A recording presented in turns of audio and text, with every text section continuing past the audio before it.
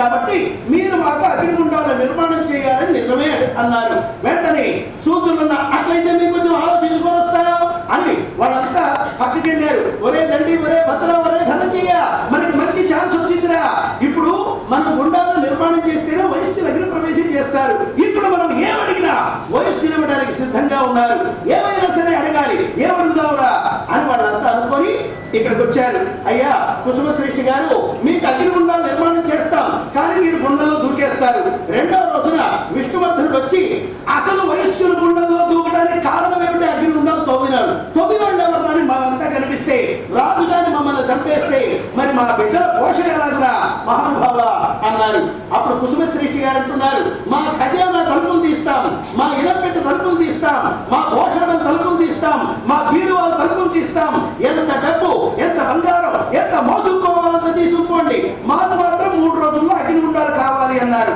అట్లయితే మేము మళ్ళీ ఆలోచించుకొని వస్తాను అని వాళ్ళంతా చాటుకెళ్ళారు. ఒరే బండి ధనంజయ, ఏమడిగినా ఇచ్చేట్టున్నారు ఈ సమయంలో వయస్సులు, ఇంకేమడుగుదాం అని వాళ్ళంతా ఆలోచించుకొని మళ్ళీ వచ్చారు. అయ్యా కుసుమశ్రేష్ఠి గారు, ఈ డబ్బు బంగారం ఈ రోజున మీరు ఇస్తారు, మేము తీసుకుంటాం, తర్వాత ఖర్చు అయిపోతుంది, వేరే వాడి దగ్గరికి ఈ డబ్బు వెళ్ళి మళ్ళీ మేము ధనం కోసం పాకులాడాలి, కానీ ఈ డబ్బు నమ్మకూడదు. అందుకని మీ వయస్సుల దగ్గర 3 కులవృత్తులు ఉన్నాయి. ఏమిటేమిటి వయస్సుల కులవృత్తులు? 3 ఏమిటో చెప్పండి.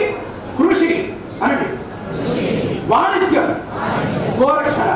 కుసుమశ్రేష్ఠి గారు చెప్పారు, అయ్యా కృషి గోరక్ష వాణిజ్యాల్లో 2 వాళ్ళు అడుగుతున్నారు, ఇప్పుడు ఏం చేద్దాం అన్నారు. వెంటనే చేసి కష్టపడేటువంటి వృత్తులు వయస్సులకు వదిలేద్దాం. ఏమిటి? సుఖంగా కూర్చొని గ్యాస్ కౌంటర్ దగ్గర కూర్చుంటే చక్కగా వ్యాపారం జరుగుతుంది. ఇక వ్యవసాయం చూసారా, కష్టపడాలి, సంవత్సరం అంతా ఆ పొలం దగ్గర ఉండాలి, ఇత్తనాలు రావడానికి, ఆ జంతువుల వల్ల ఏ విధమైన ప్రమాదం లేకుండా పంట వ్యాపారం మనం తీసుకొని వ్యవసాయం వయస్సులకు వదిలేద్దామని అనుకున్నారు. మళ్ళీ కష్టపడి పని చేశాం. కృషితో రాష్ట్ర దుర్భిక్షం అని మనం విన్నాం. ఇది కాదు కనుక కష్టపడి 2 వృత్తులు మనం తీసుకొని కూర్చొని చేసే వ్యాపారాన్ని వయస్సులకు వదిలేద్దాం.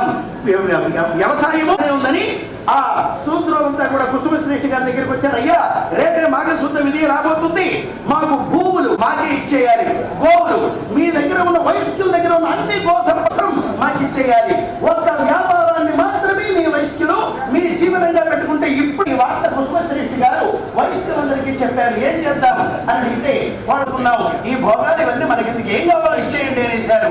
వెంటనే ఆ మాత్రం వయస్కులు మిగిల్చబడిన పిల్లలు ఉన్నారు కదా, ఆ పిల్లలంతా వాసన భవిష్యత్తులో మా ఆర్య వయసు బిడ్డల గతి ఏమిటి, ఎవరి దగ్గర వాహనాలకు ధన సంపద ఎక్కువగా ఉంటుందో వాళ్ళనే కదా.